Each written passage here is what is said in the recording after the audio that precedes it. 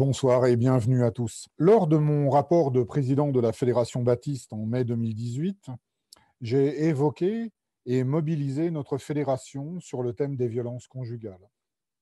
Le congrès de notre fédération s'est aussitôt saisi de ce sujet et le Conseil national a donné son accord à la constitution d'un comité contre les violences conjugales. Vous découvrirez ce soir, d'ailleurs, plusieurs membres de ce comité. C'est ce dernier qui vous a invité à cette soirée et nous vous remercions de l'intérêt que vous portez à ce sujet. Depuis donc 3 années maintenant, notre fédération et plus spécifiquement donc notre comité a beaucoup travaillé et nous vous offrons ce soir la possibilité de prendre connaissance des fruits de son travail sous différents aspects. Dans notre groupe de travail, nous avons toujours travaillé à mettre les victimes au centre de nos travaux, de nos préoccupations, et je ferai pareil ce soir. Je commencerai par parler d'elles. En France, tous les 2 jours et demi, une femme meurt tuée par son conjoint ou son ex-conjoint. C'est la première cause de mortalité féminine, avant même les accidents routiers. Mais ces féminicides ne sont que le haut de l'iceberg. On estime que 220 000 femmes par an subissent des violences physiques et sexuelles de leur partenaire. 25% des femmes se sont fait ou se font imposer des relations sexuelles forcées par leur conjoint. Vous avez bien entendu, une femme sur 4. Et à ce chiffre-là, il faut encore ajouter les violences verbales, psychologiques, économiques ou même spirituelles. D'après les spécialistes, on arrive donc plutôt au chiffre terrifiant d'environ 2 millions de femmes victimes de violences au sein de leur couple et 4 millions d'enfants qui sont exposés aux violences conjugales. La crise sanitaire de la Covid a malheureusement amplifié ce phénomène. Selon la Commission européenne, 98% des conjoints tués sont des femmes, 2% sont des hommes. C'est donc vrai qu'il y a aussi des hommes victimes, et nous n'oublions pas que tous les 14 jours en France, dans notre nation, un homme meurt tué par sa compagne, même si très souvent c'était en légitime défense après violence. Et dans nos églises. Et dans nos églises. En France, il n'est pas permis de faire des statistiques confessionnelles. Nous n'avons pas de statistiques baptistes ou protestantes, pas plus que musulmanes ou juives, mais les personnes travaillant dans l'accompagnement des victimes de violences conjugales en milieu protestant confirment que c'est une réalité malheureusement importante. Notre propre fédération, la Fédération baptiste, a connu pas moins de 3 drames ces dernières années, et nous en entendrons parler tout à l'heure par le témoignage d'une sœur. Dans les pays où on va avoir des statistiques confessionnelles, l'ampleur du drame est confirmée.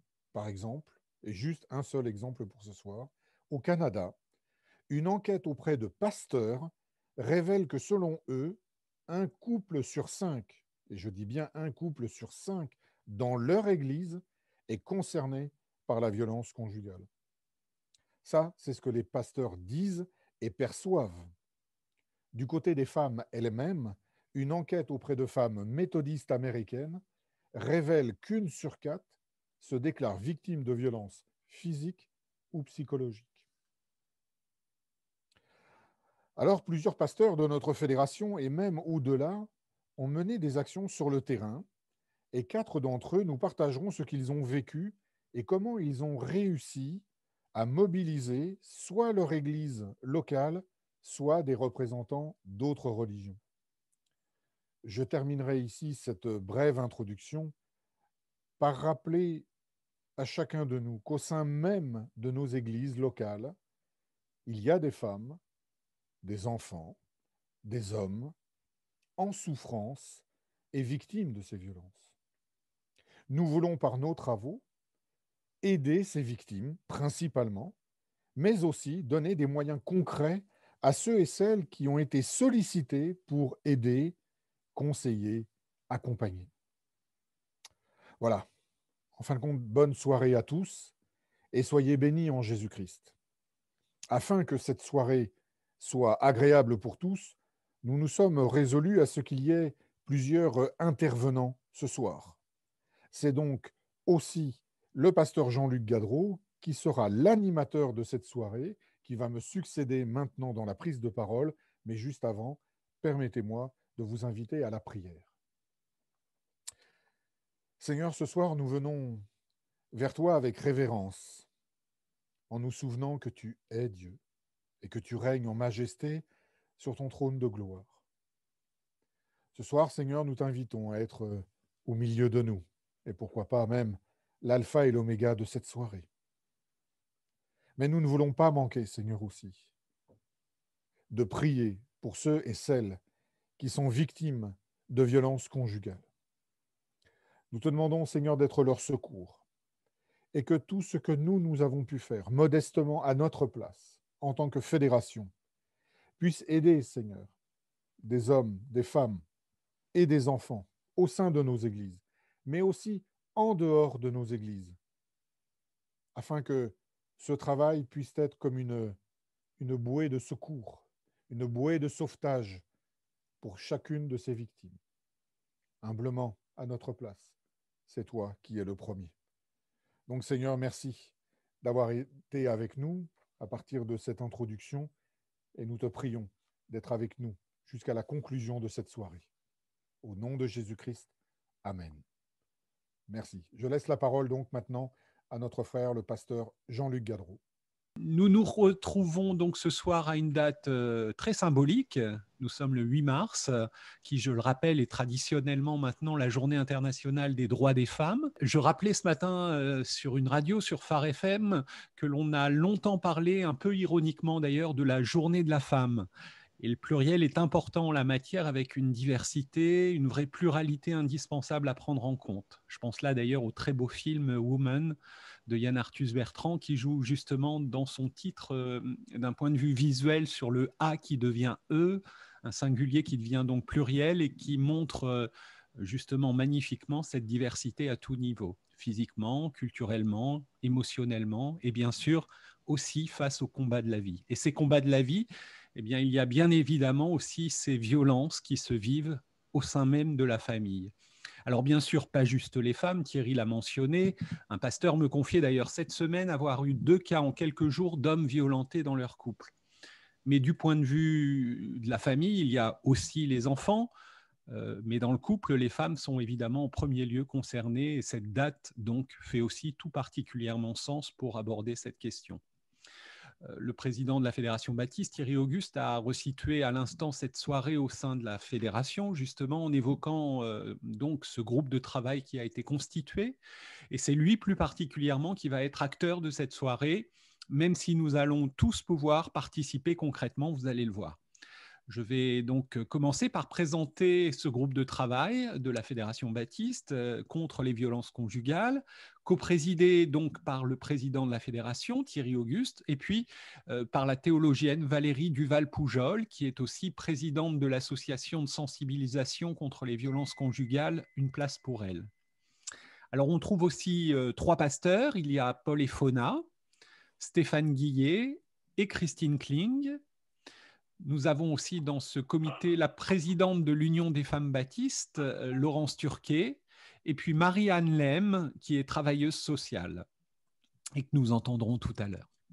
Alors cette soirée va durer environ 1h30 en se découpant en 2 parties.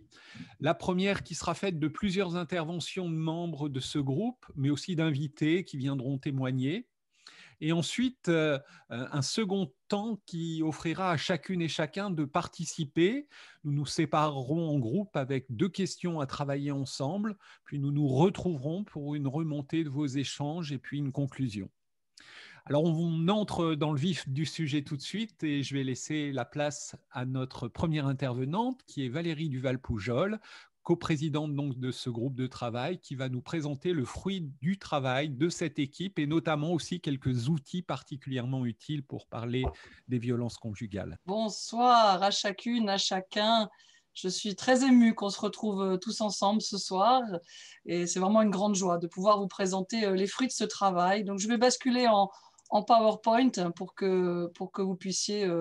voilà. Est-ce que vous le voyez? Jean-Luc, tu peux me confirmer? Oui, très bien, très bien. Très bien. Voilà, donc c'est un point d'étape. Nous sommes 2 ans et 4 mois que nous travaillons ensemble. Et il y a d'abord eu, en effet, ces statistiques qui ont été là et qui, du coup, que notre… Pardon, j'essaie juste de vérifier que vous avez bien l'écran aussi sous les yeux. Ça va, hein? D'accord.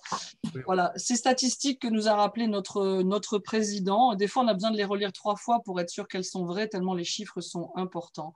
Et face à ce drame, eh bien, du coup, notre fédération s'est mobilisée. Ça a été lors du congrès 2018, le président qui a fait ce discours et puis cette résolution, c'est-à-dire l'ensemble de nos églises qui ont voté le fait de créer un groupe de travail pour sensibiliser nos églises et favoriser la prise de conscience. Donc, ce groupe de travail, il a été présenté tout à l'heure. Les uns et les autres venaient d'horizons différents, mais nous avons pu collaborer ensemble, être enrichis de ces apports pastoraux, tout ce qu'on avait chacun comme expérience et comme mobilisation.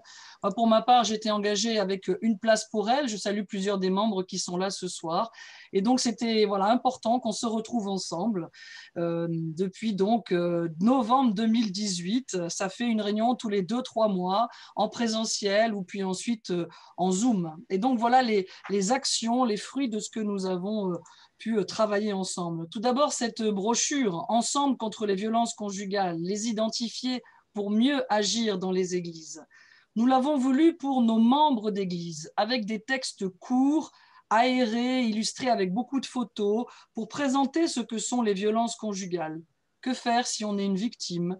Des sites, des numéros utiles, les signaux pour repérer une victime, quelques fausses croyances qui circulent dans nos milieux. Si vraiment c'était si difficile, elle partirait. Et puis surtout dans les dernières pages, la charte d'engagement. Marianne va nous en reparler tout à l'heure, notamment le référent de la charte, et plusieurs d'entre vous vont nous témoigner de comment ils ont mis en œuvre la signature de la charte en Église. Nous avons bénéficié pour cette brochure de l'aide de la BMS, nos amis baptistes anglais, et je les remercie à nouveau pour ce soutien.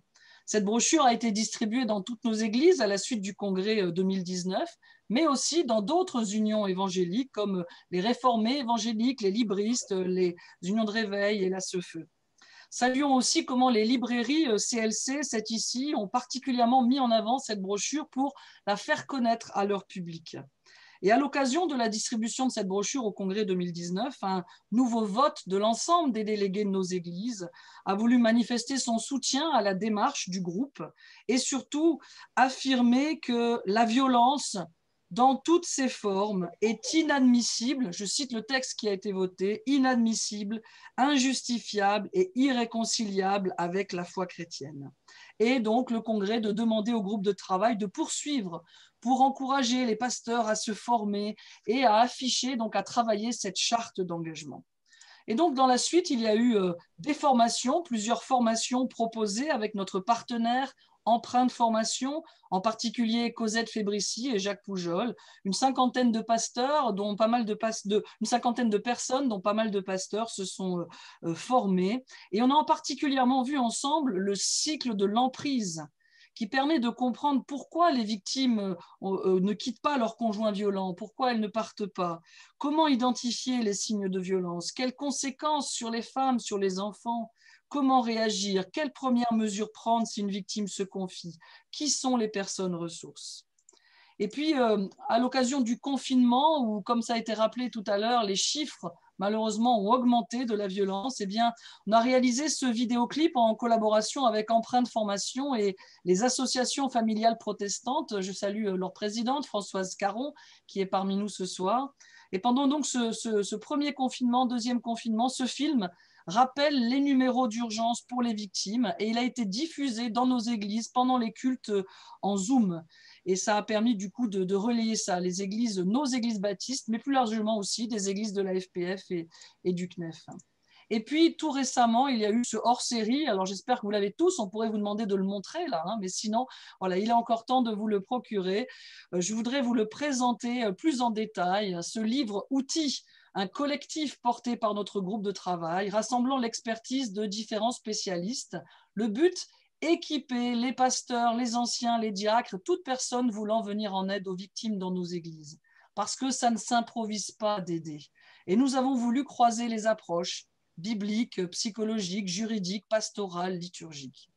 Il y a d'abord une première partie, une présentation qui s'appelle « Ce qu'il faut savoir sur les violences psychologiques » par Cosette Fébricy et Jacques Poujol. C'est un résumé de leur ouvrage qui était sorti quelques mois auparavant et qui permet du coup de nous faire comprendre les essentiels sur la violence conjugale, en particulier la différence entre un conflit et la violence conjugale, qui n'ont rien à voir, et ça va être déterminant de distinguer les deux dans un suivi pastoral. Par exemple, on apprend qu'on ne peut pas faire de médiation dans le cas de la violence conjugale avec un conjoint violent.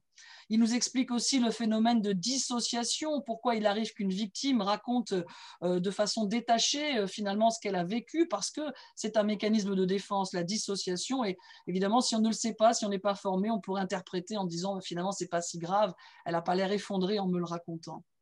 Ensuite, donc, je reviens au cahier. Le deuxième article est un article du professeur Henri Blocher.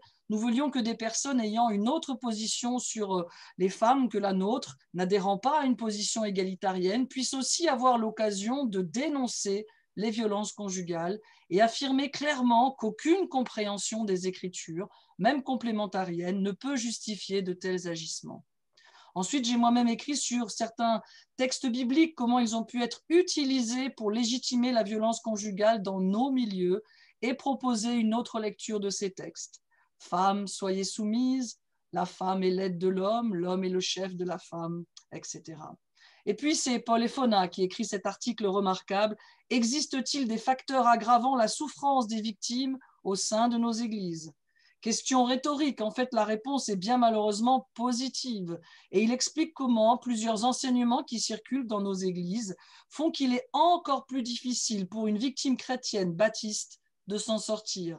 L'idéalisation du mariage, une certaine culture du silence, le refus d'avoir recours à la justice des hommes ou encore l'injonction d'un pardon à bon marché.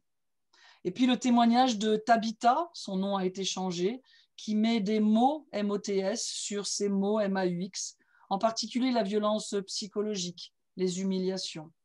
Le comité enfance et jeunesse de notre fédération explique dans son article de façon très concrète comment accompagner un enfant vivant dans un contexte de violence et lui permettre d'éviter de reproduire à son tour cette violence. Fabien Linares partage son expérience de pasteur sur ce sujet dans sa pratique pastorale, comment il a été amené à gérer cette difficile question, quelles ont été les difficultés rencontrées. Jean-Claude Girondin apporte une perspective sociologique, plus précisément anthropoculturelle, avec un regard sur la violence conjugale dans les communautés chrétiennes antillaises, car les chiffres y sont encore plus élevés, en particulier en contexte guadeloupéen, martiniquais, et il propose des pistes de compréhension pour expliquer cet état de fait, rappelant les ravages de l'esclavage sur l'identité créole et qu'on retrouve aussi dans beaucoup de nos églises ici en métropole. L'avocate Christine Corbet rappelle quelques repères juridiques dans un article indispensable pour être informé des principales lois, en particulier en ce qui concerne le secret professionnel pour les pasteurs et les personnes qui accompagnent les victimes. Marie-Anne Lem, avec son expertise sociale, présente les aides qui existent en vue d'un accompagnement des victimes et de leurs enfants, avec les 2 pages les plus importantes du livre. S'il y en a que 2 à lire, s'il y en a que 2 que vous voulez retenir, c'est pages 177 et 178 à afficher dans tous les bureaux de pasteurs. Ce sont les numéros d'urgence. Dans une dernière partie, vous trouvez une bibliographie et des ressources pour vos cultes. Comment aborder cette question des violences conjugales ? Des prédications clés en main dont on peut s'inspirer sur des textes bibliques qui parlent de violences conjugales ou de violences faites aux femmes. Un parcours d'animation biblique en suivant le personnage d'Agar, vous savez, exploité comme esclave sexuelle par Abraham, et au travers de son parcours, on découvre la souffrance des victimes. Et puis un texte en chœur parlé pour, dans une première partie de culte, sensibiliser aussi sur cette question-là. Enfin, last but not least, la création donc d'un onglet sur le site de la fédération, alors feebf.com, vous connaissez tous cette adresse.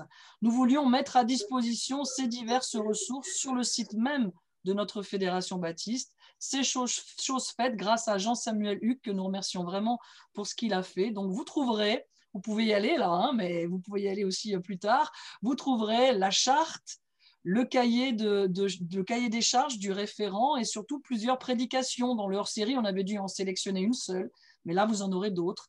Dans le hors-série, on avait mis une seule étape du parcours biblique. Là, vous aurez les 6 autres. Et puis, on a encore d'autres idées, mais on va d'abord être à l'écoute aussi de ce que vous allez partager dans les groupes. En conclusion, peut-être une perspective internationale, parce que nous avons eu la joie de voir notre travail être au bénéfice d'autres frères et sœurs baptistes en Europe et dans le monde. La brochure a été traduite en italien. Vous voyez là, la version italienne, il faut des bons yeux, hein, mais c'est écrit en italien. Et puis plus largement, j'ai été sollicitée avec Jenny Etrican. Vous savez, elle avait été oratrice à notre congrès, l'ancienne présidente de la Fédération baptiste européenne, pour animer un atelier sur les violences conjugales lors de la prochaine rencontre mondiale des femmes baptistes cet été. Je salue Fabienne Seguin qui est avec nous, qui est présidente des femmes baptistes européennes. C'est la première fois que ce sujet sera abordé à ce niveau-là. Dans le cadre de la préparation de cet atelier, nous avons émis un rêve, celui d'avoir une plateforme Internet en lien avec l'Alliance baptiste mondiale et les femmes baptistes pour rassembler les ressources disponibles pour les frères et sœurs dans le monde entier qui voudraient eux aussi pouvoir développer des ressources pour leurs églises. De même que nous avons été au bénéfice aussi du travail d'autres. Et donc, on voulait qu'il puisse y avoir ça dans toutes les langues. Et ce rêve est en train de se réaliser avec une équipe qui s'est constituée pour créer cette plateforme et on m'a invité à piloter ce projet. Alors vous voyez, notre fédération et ce groupe de travail, avec 6000 membres, on a la taille d'une seule église dans certains pays baptistes, mais Dieu a utilisé les 5 pains et 2 poissons que nous avons apportés. Et je voudrais vraiment rendre grâce à Dieu pour l'énergie que les membres du groupe ont investi pour lutter ensemble contre ce fléau, mais maintenant c'est aussi à chacun et chacune d'entre nous de prendre sa part. Je vous remercie. Nous allons ouvrir un chapitre témoignage et le premier sera particulièrement touchant car il touche justement à un véritable drame, un drame qui a été vécu dans l'église de Massy. Je soulignerai là d'ailleurs quelque chose que Thierry a évoqué aussi tout à l'heure, c'est le fait que plusieurs de nos églises ont connu des situations tragiques ces dernières années liées à des violences conjugales et tout ça au sein de la Fédération baptiste. D'où aussi l'importance d'en parler et donc d'écouter aussi ce qui a pu se vivre. Alors c'est Colette Jeuch de l'église baptiste de Massy qui va nous raconter donc cette situation maintenant. Bonsoir à tous. Je remplace au pied levé Simon qui aurait dû prendre la parole ce soir mais qui a dû partir en Afrique pour le décès de son frère. Oui, c'était en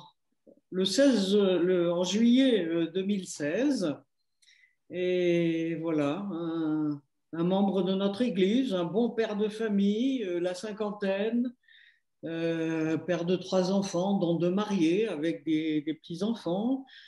Il a été membre du conseil, gentil, poli, charmant. Et puis, un matin, il y a une dispute conjugale qui se termine par un meurtre. Alors, vous imaginez la stupéfaction, hein, pour ne pas dire la sidération, pour ne pas dire l'anéantissement de tous les membres de l'église de Massy. Et bien sûr, en particulier de son pasteur, Simon. Et on était vraiment anéantis doublement par la perte d'abord de cette sœur, joyeuse, aimée de tous, et l'horreur du geste. Car jamais cette sœur n'avait parlé de violence physique.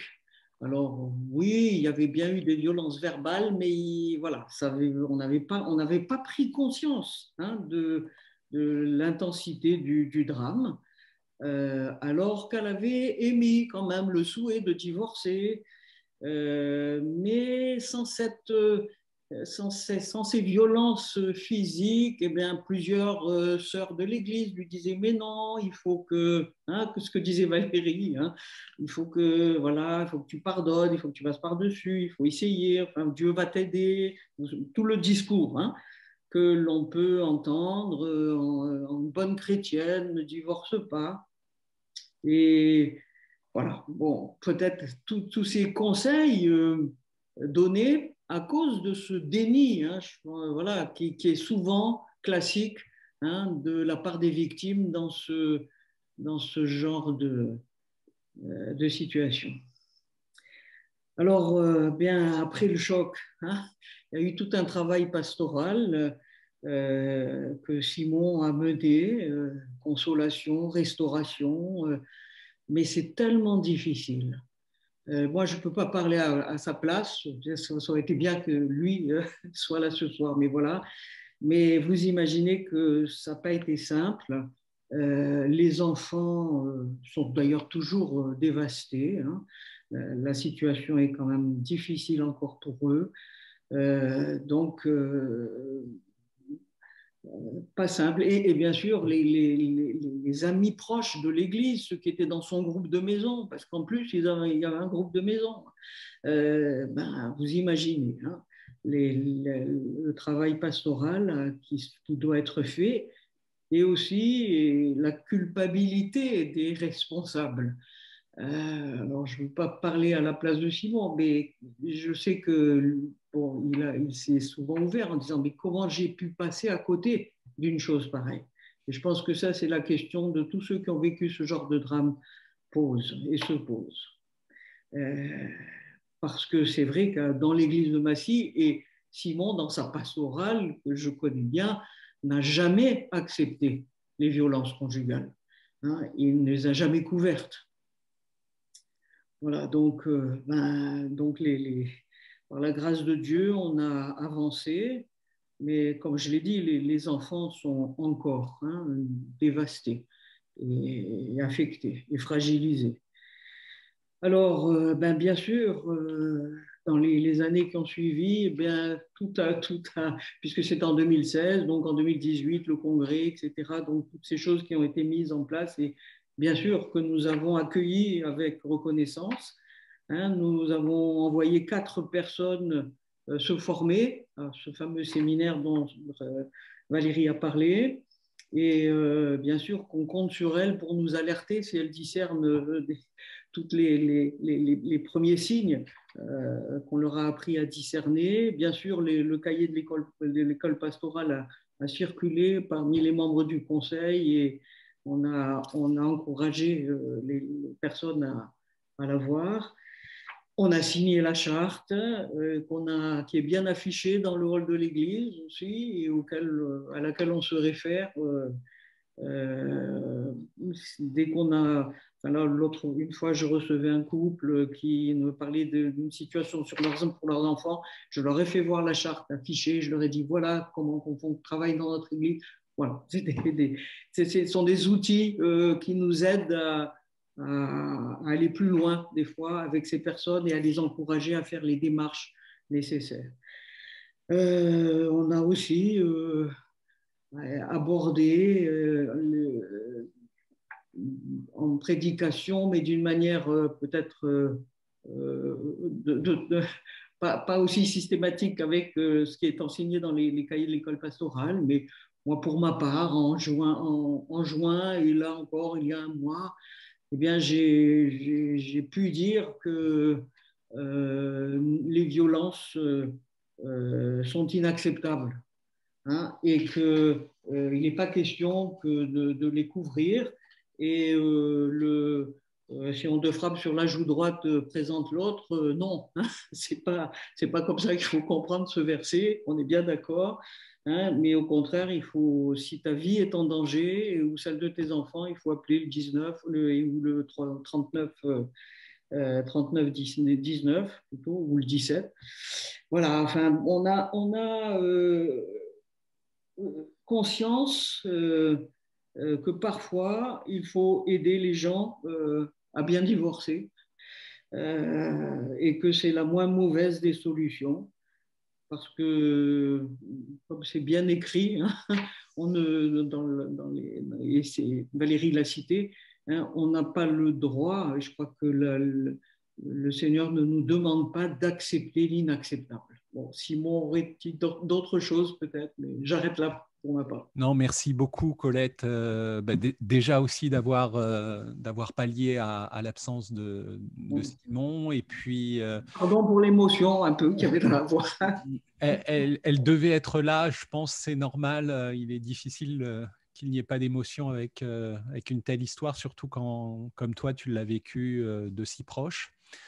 Merci beaucoup. C'était vraiment important qu'un témoignage comme ça soit rendu pour aussi que nous entendions tous que ça n'est pas forcément ailleurs. C'est aussi parfois à côté de nous et parfois même à l'intérieur de nos communautés locales.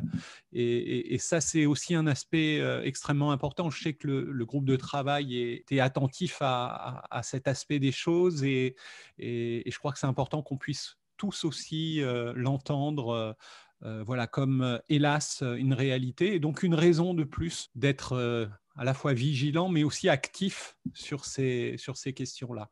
Merci encore Colette et puis vraiment au nom de tous ceux qui sont là, vous dire encore que voilà, on est de tout cœur avec vous et voilà, on sait que le Seigneur est là et continue de construire son Église malgré tout et de vous aider dans ces moments. Alors nous restons en région parisienne, on passe dans la banlieue ouest maintenant, à Sartrouville plus précisément, avec la pasteure Marie-Laure Fenet. Marie-Laure, tu vas nous parler de cette fameuse charte qui a été réalisée et nous expliquer aussi comment elle a pu être mise en place dans un contexte élargi, je crois, sur Sartrouville. Donc à toi la parole, Marie-Laure. Oui, bonsoir à tous. Quand nous avons eu le document, je ne sais pas comment on l'appelle, le livret qui parle des violences conjugales que voilà, le comité avait rédigé, et qui est vraiment excellent, je suis allée le présenter à la maire adjoint chargée de la famille à Sartrouville, en lui disant qu'est-ce qu'on pourrait faire dans la ville, etc. Parce qu'il n'y a pas d'association vraiment encore sur Sartrouville. Enfin, bref. Et elle me donne l'idée, elle me dit, mais vous cherchez toujours des thèmes pour votre journée interreligieuse, mais ça sera un beau thème.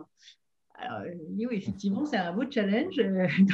Donc voilà, je suis repartie avec cette idée-là. Et donc, je suis allée voir l'imam et donc le curé de Sartrouville, et puis aussi le pasteur EPUDF de la ville voisine. Et puis, je dis, voilà, est-ce que vous seriez d'accord qu'on puisse parler de ça? Alors, finalement, évidemment, parler de la violence conjugale, ce n'était pas un thème pour eux très interreligieux, mais ils ont été d'accord qu'on puisse travailler la charte qui était proposée dans ce cahier et de l'adapter et de le signer ce jour-là. Donc, on a même choisi la journée du 8 mars 2020, l'année dernière, juste avant le confinement.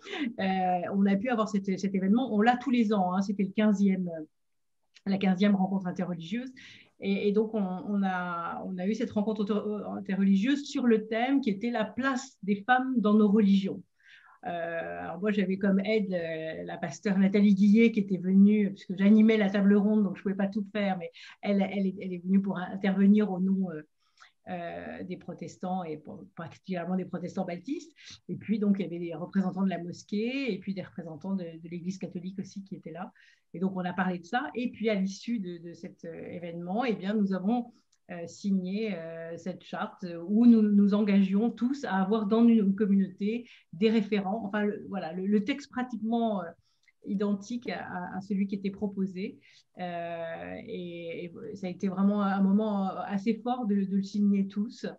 En parallèle, il y avait une exposition. Nous avons la chance d'avoir dans notre communauté à Sartrouville un sculpteur, enfin une femme sculpteur qui a travaillé sur les femmes et qui a travaillé aussi sur les non-dits. Et donc, on a pu illustrer aussi ce thème de la violence conjugale et des non-dits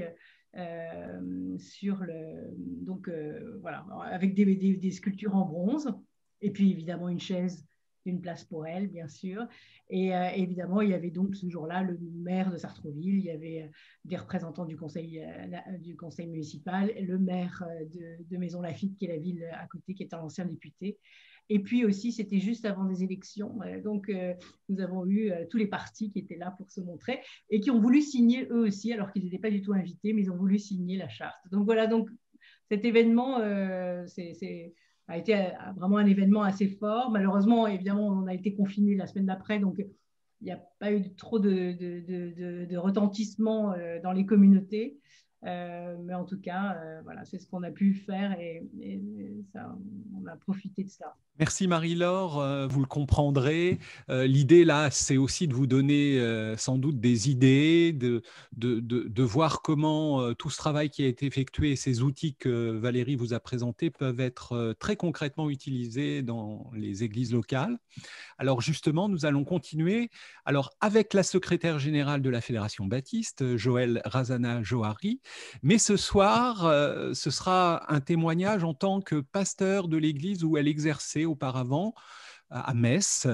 Joëlle, je te laisse donc nous raconter ton expérience avec cette charte, justement, et puis plus largement, cette question des violences conjugales que vous avez pu travailler en église. J'ai été confrontée à la violence conjugale quand j'ai rencontré ma première église baptiste à Marseille. J'étais pasteur d'un groupe d'ados, pasteur jeunesse, comme on dit. Et l'un de mes petits jeunes, un jour, a sauté par la fenêtre. Il avait 15 ans. Et s'il a sauté par la fenêtre, c'était pour mettre fin aux violences de ses parents, que ses parents étaient en train de vivre. Et pour équilibrer les choses, là, c'était l'épouse qui battait son mari. C'était la seule façon qu'il avait trouvé de régler la problématique. Et dans cette histoire dramatique, le gamin s'en est sorti avec 2 jambes brisées. Dans cette histoire dramatique, ce qui m'avait vraiment impacté, c'était que personne n'identifiait ce qui s'était passé comme de la violence. Et je suis particulièrement heureuse du coup que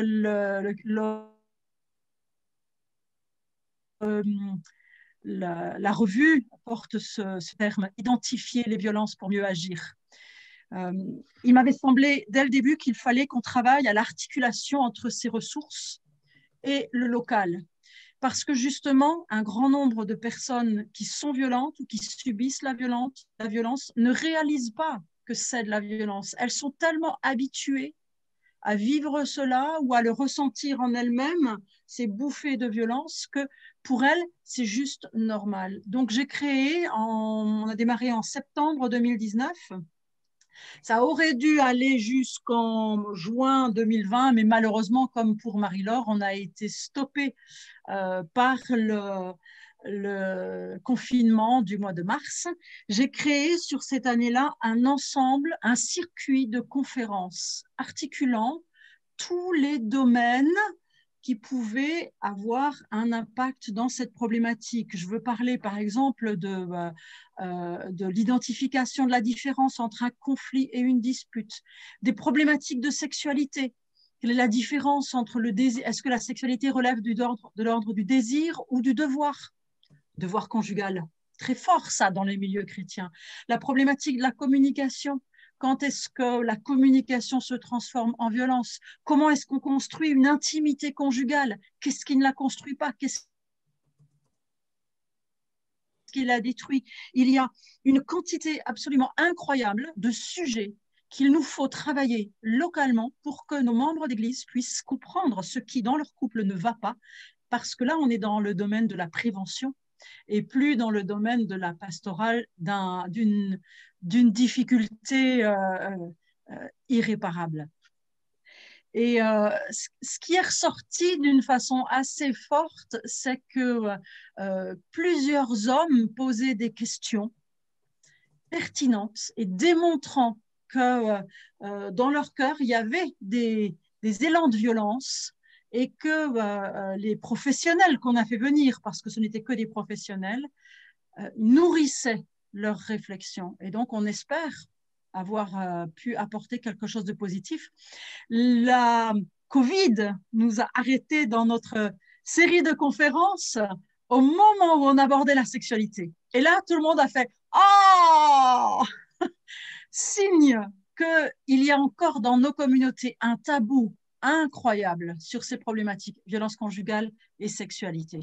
Donc vraiment, je vous encourage à créer des conférences, à créer des lieux de partage de parole pour que les gens puissent mettre leur expérience dans la pâte de ces ressources qu'on a reçues.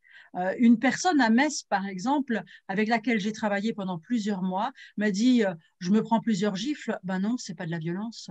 Ce sont les femmes de nos églises. Merci Joël. Alors je me tourne virtuellement maintenant vers Stéphane Guillet, qui est pasteur à Argenteuil, en région parisienne. Avec une expérience là qui nous conduit dans une autre direction, bien que Marie-Laure l'a légèrement évoqué aussi. C'est celle du rapport aux autorités publiques par le biais de cette question des violences conjugales. Merci et bonsoir à toutes et tous. Et je suis très heureux de pouvoir vivre cette soirée avec vous et d'avoir pu participer aussi aux travaux du comité contre les violences conjugales. Alors, comme l'ont dit et Marie-Laure et Joël juste avant, nous aussi à Argenteuil, on a été interrompus par la Covid-19 alors que nous étions dans un processus pour adopter la charte. Et je crois que finalement, c'est la première chose importante à faire avec tout ce matériel qui nous a été présenté tout à l'heure, c'est vraiment de le mettre en œuvre dans nos églises et de sensibiliser nos communautés à cela. Mais c'est aussi possible, évidemment, de le faire connaître hors de notre cercle d'église, et l'initiative qui a été vécue à Sartrouville, c'est quelque chose de très beau, hein, d'extraordinaire. Hein. Et ici, je pense plus particulièrement donc, aux cercles politiques locaux, hein, plus particulièrement. Et je crois que cela d'autant plus qu'on le sait, hein, le président de la République et le gouvernement actuel ont mis ce sujet en avant. Hein. Le président de la République a voulu que l'égalité homme-femme soit grande cause nationale du quinquennat.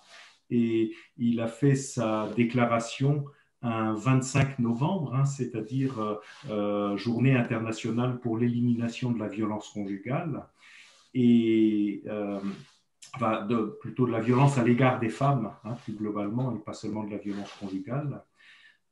Son premier ministre d'alors, hein, qui était Édouard Philippe, lui a initié le Grenelle contre les violences conjugales, et ça a été lancé le 3 septembre 2019, hein, 3-9-19, hein, en référence évidemment au 3919, hein, le numéro d'appel d'urgence. Et donc, je crois qu'il y a une vraie pertinence, finalement, à faire connaître ce travail à nos élus pour indiquer que nos églises, dont on sait qu'elles ne sont pas épargnées par ces drames, et on a eu le témoignage tout à l'heure de l'église de Massy, mais nos communautés connaissent ce drame de la violence conjugale. Tous les pasteurs le savent, ont eu à accueillir des paroles à ce sujet, et bien que nos églises, elles s'engagent aussi dans ce combat. Ça, c'est une parole importante à dire.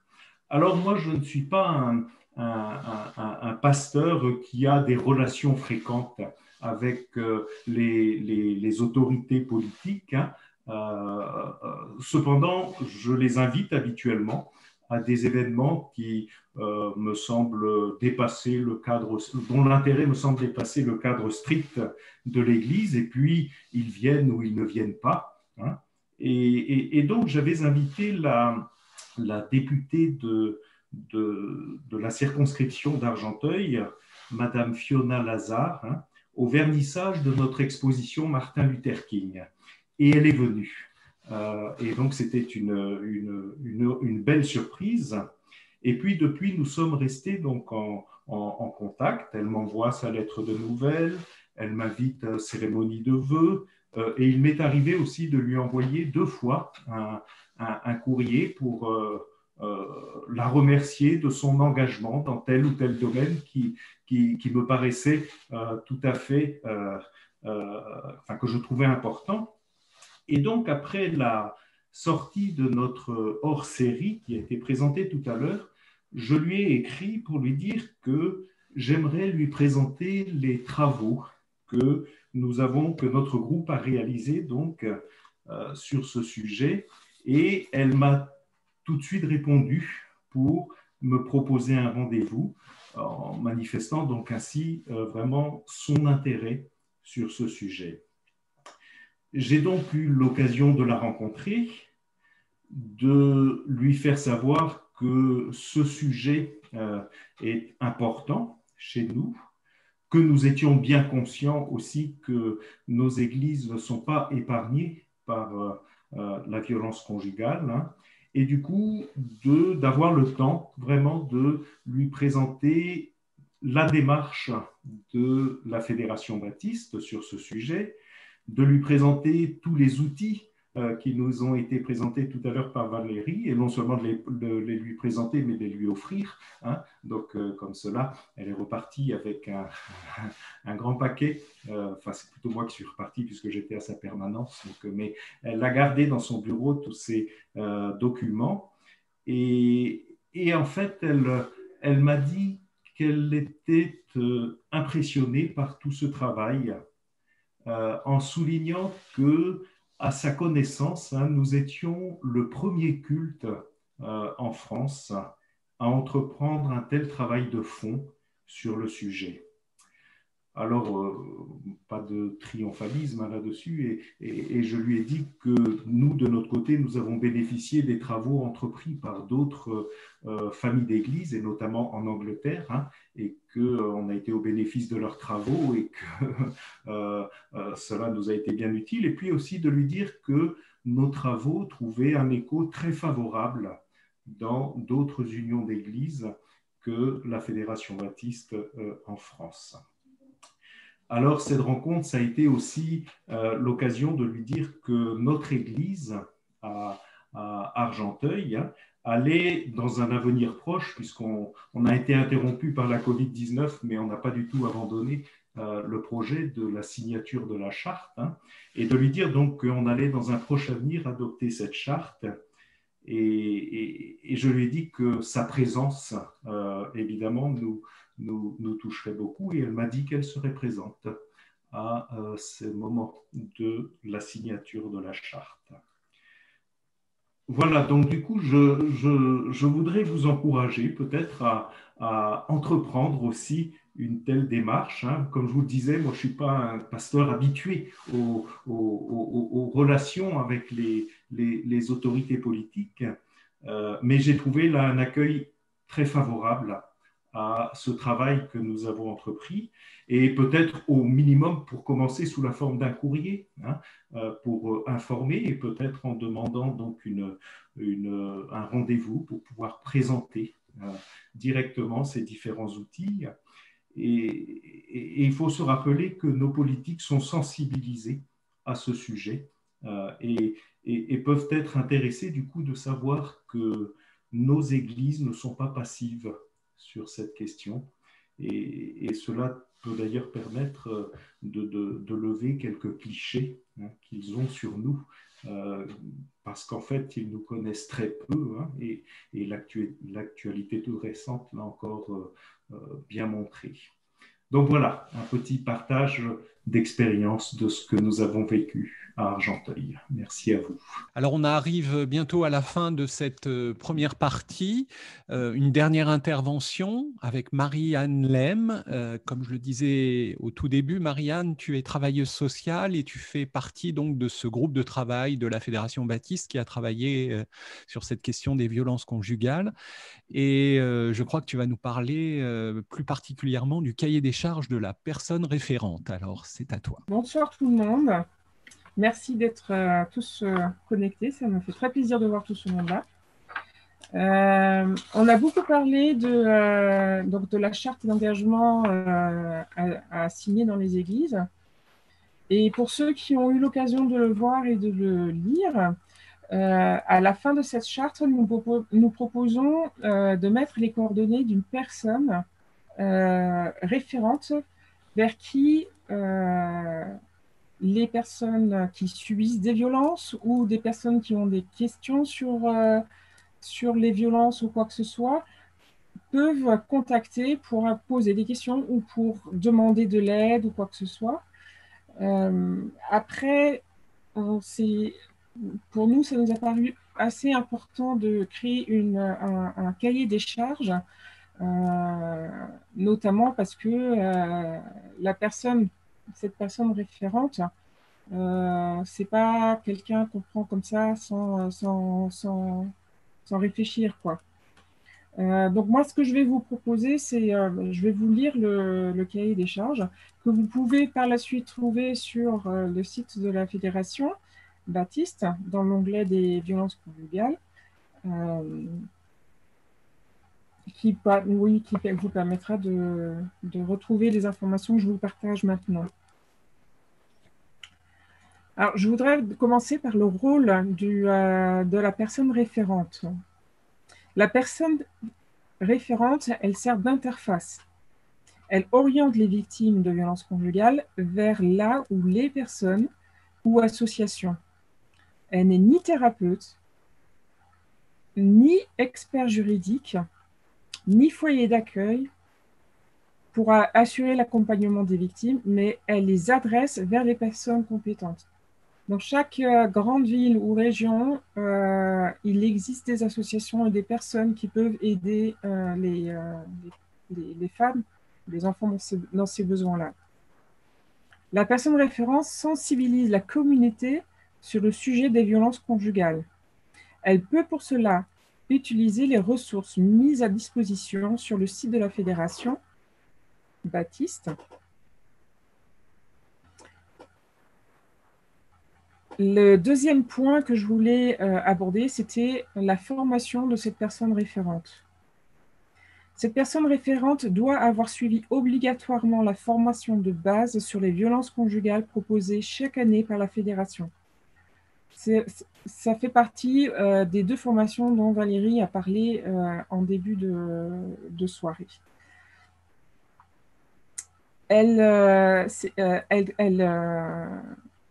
C'est pour une durée de 12 heures réparties en 2 journées. Les dates et les modalités des sessions de formation seront disponibles sur le site de la Fédération.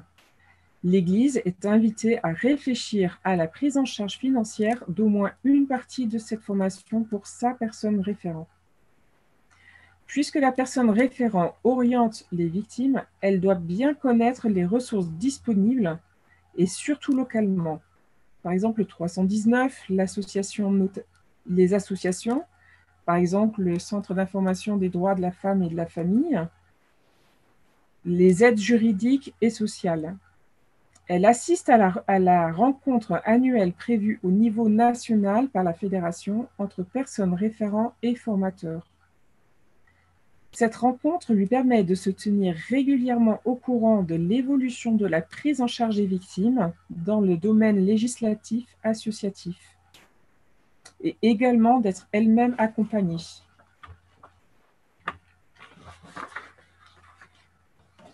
Le troisième point, c'est sa nomination. Elle doit être validée, donc la personne référente doit être validée par le conseil de l'église locale qui peut fixer une durée pour son mandat. Il sera préférable que la personne référente travaille en collaboration avec l'équipe pastorale locale. Malgré tout, elle est garante de la confidentialité envers les personnes qu'elle épaule. En particulier, rien ne doit être publié, communiqué ou archivé sous quelque forme que ce soit concernant cette victime de façon à la protéger et à protéger ses enfants si elle en a. Nous encourageons le conseil de l'église locale à faire le point avec la personne référente de façon régulière.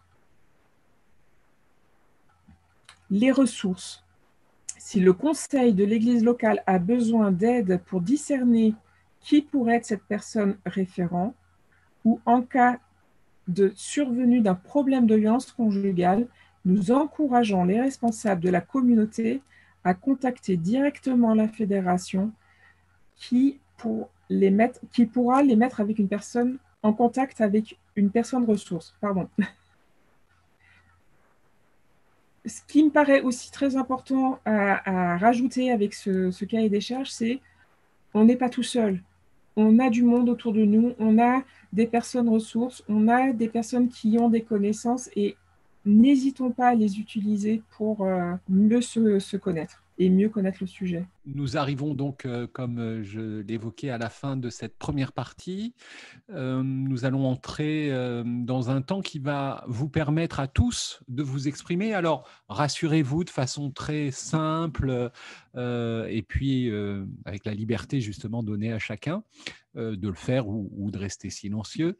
Mais pour ça, nous allons nous séparer en petits groupes. Alors, ça va se faire, vous verrez, plus ou moins automatiquement. Il vous suffira d'accepter la proposition du groupe qui sera faite.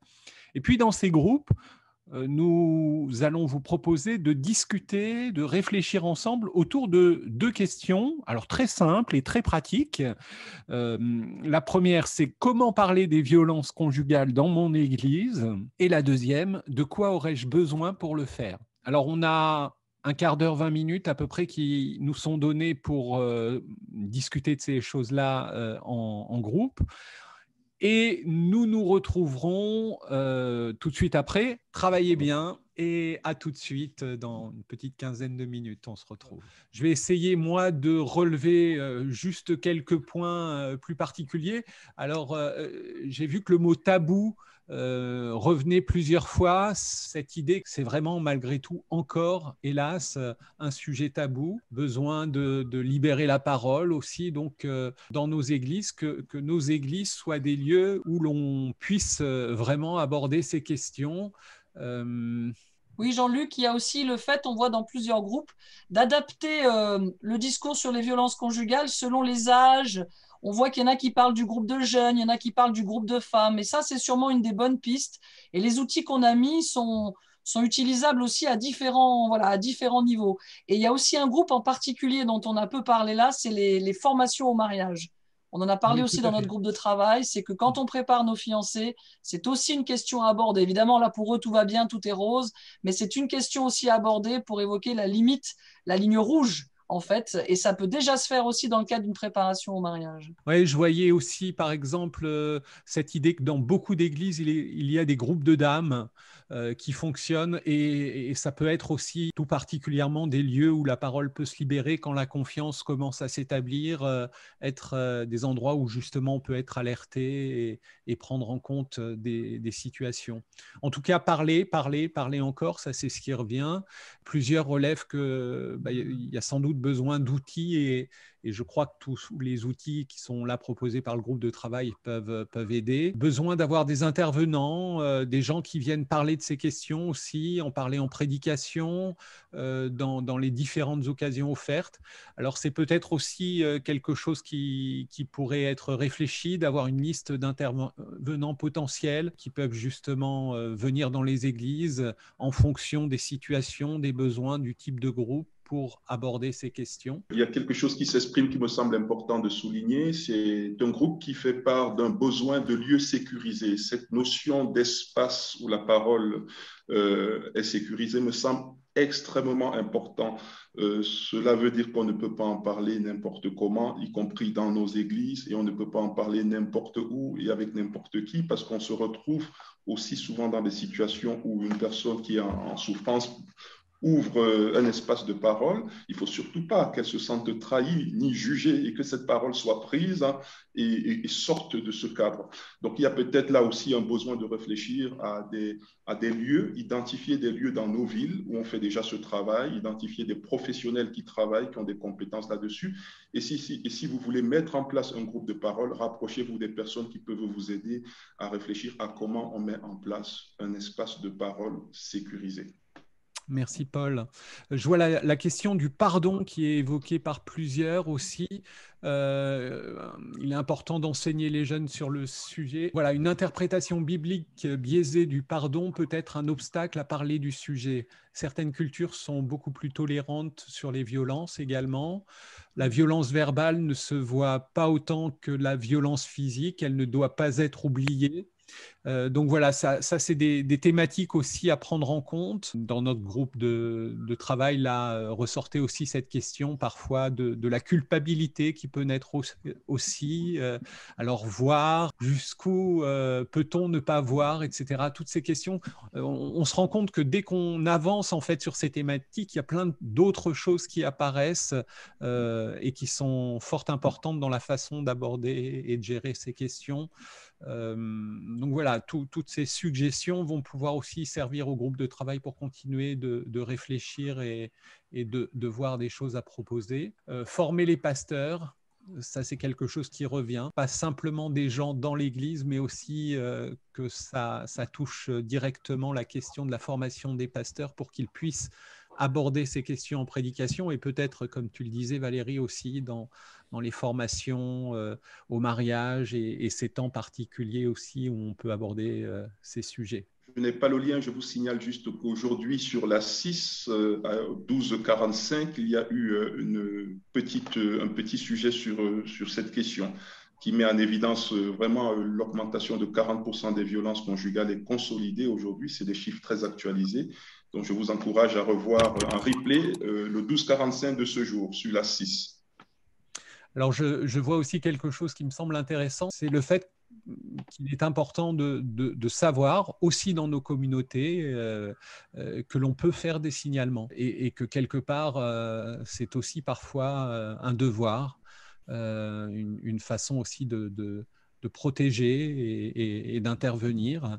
Donc, justement, sur ces questions, sachez que sur le site de la FEB, il y a des affiches avec des numéros, des adresses Internet, enfin des lieux où justement ce type de signalement ou des gens qui peuvent écouter et conseiller, voilà, vous sont proposés. Donc, vraiment remercier tout le monde, autant les intervenants que tous les participants que vous êtes. Merci d'avoir été si nombreux. On voit que c'est un sujet qui touche, qui interpelle. Je crois que c'est vraiment un sujet d'actualité, hélas, encore et toujours, et pas simplement loin de nous, mais aussi tout proche souvent. Pour terminer une soirée comme celle-là, organisée par des croyants, il est important de pouvoir nous tourner vers Dieu pour terminer et de conclure tout cela dans la prière.